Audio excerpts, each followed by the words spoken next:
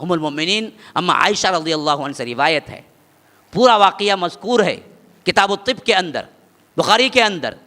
اللہ کے رسول صلی اللہ علیہ وسلم کہتے ہیں کہ عائشہ میں نے اللہ سے دعا مانگی، میں نے اللہ سے دعا مانگی اور اللہ نے میری دعا قبول کر لی اور اللہ نے مجھے جواب دے دیا۔ تو اما عائشہ نے پوچھا اللہ کے رسول صلی اللہ علیہ وسلم کیا بات ہے، کیا ہوا تھا؟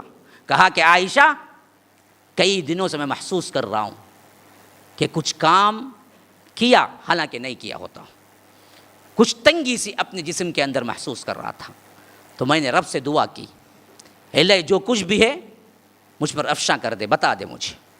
تو اما عائشہ کہتی ہیں کہ ایک رات میرے پاس آئے اللہ کے رسول صلی اللہ علیہ وسلم نے دعا کی دیر تک، پھر تھوڑی دیر رکے، پھر دعا کی دیر تک، پھر اس کے بعد لیٹ گئے، پھر اٹھ کے کہا عائشہ اللہ نے میری بات مان لی، اللہ نے میری بات سن لی اور مجھے جواب دے دیا۔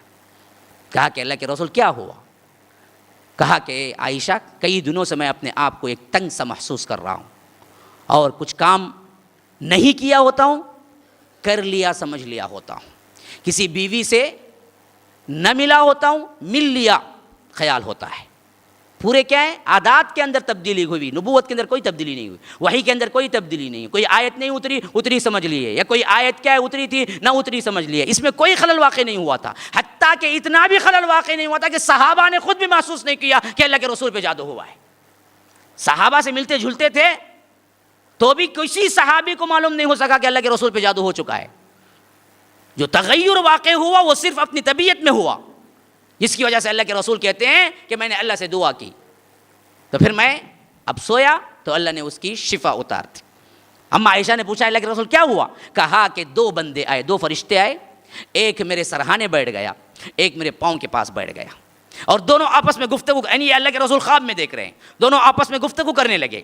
ایک نے پوچھا کیا ہوا اس شخص کو، ایک فرشتہ پوچھ رہا ہے کیا ہوا محمد رسول اللہ صلی اللہ علیہ وسلم کو، تو دوسرے نے کہا مطبوب، سحر ہوا ہے، مسحور، سحر ہو گیا ہے۔ تو پھر دوسرے نے پوچھا کس نے کیا ہے، تو پوچھنے والے سے جواب ہوا لبید بن عاصم، یہودی خاندان کا ایک یہودی بنو زریق کا ایک قبیلے کا ایک بڑا بوڑھا بدبخت ترین جادوگر جس کا نام تھا لبید بن عاصم، اس نے کیا ہے۔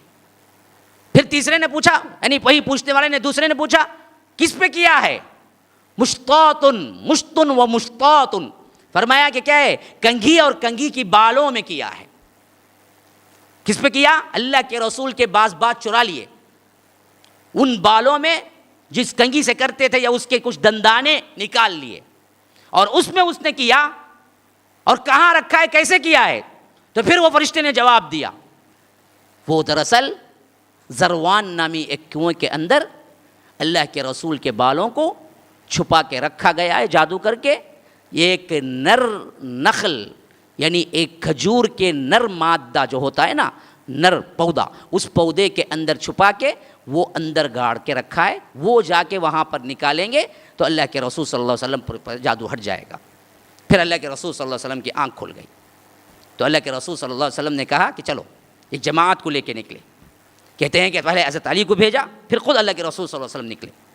جہاں پہنچے تو کہتے ہیں کہ میں نے دیکھا کہ اس کا پانی اتنا ڈراؤنا تھا، گویا کہ کیا حنا، مہندی کے رنگ کا پانی، یعنی لالاگی لیے ہوئے پانی تھا وہ، جو بھی کنویں کا پانی تھا۔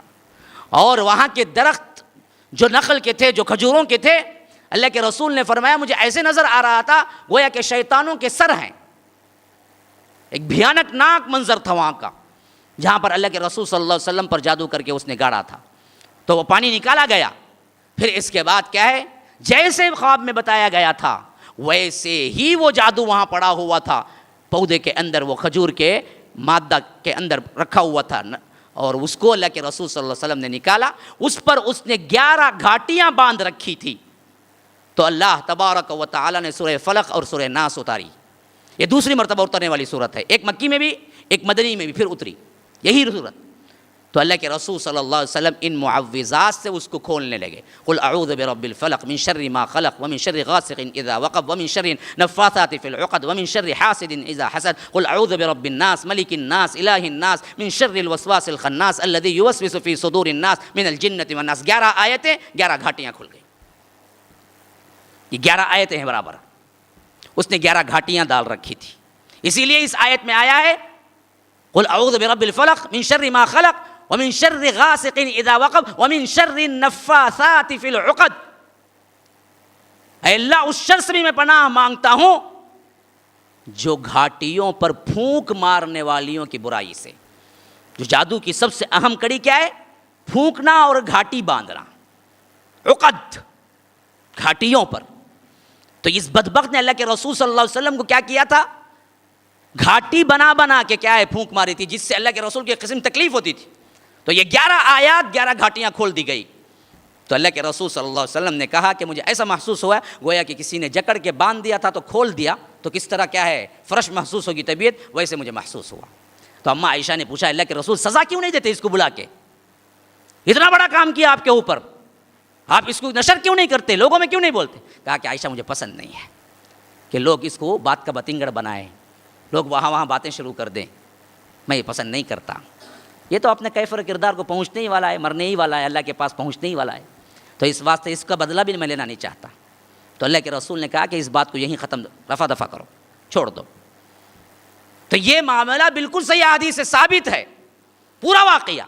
تو آپ کیسے انکار کریں گے؟